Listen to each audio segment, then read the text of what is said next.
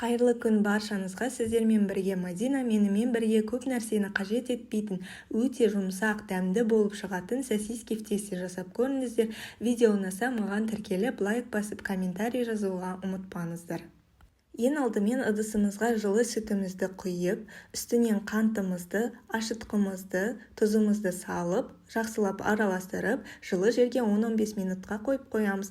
Ашытқымыз 10-15 минутта көтеріледі, одан кейін оның үстінен сұйық майымызды салып, жақсылап араластырып, ұнымызды 3-4 бөлікке бөле отырып, араластырып, жақсылап жұмсақ етіп қамыры илейміз. Қамыр қолға жабысады, сондықтан кішкене ғана сұйық майды құйып жіберіп, осындай жұмсақ етіп қамыры илеп, бетін пищевая пленкамен жауып, жылы жерге 1 сағатқа қойып қоямыз. Қамыр осылайынан көтеріледі. Көтерілген қамырымызды ұзын формаға келтіріп алып, осындай орта бөліктерге бөліп шығамыз. Бөліп шыққан қамырларымызды әдемілеп дөңгелектеп алып, ұзын орташа етіп, осындай лағманды жайғандай жайып алып, сосискамыздың ұзындығына қарай әдемілеп орап шығамыз.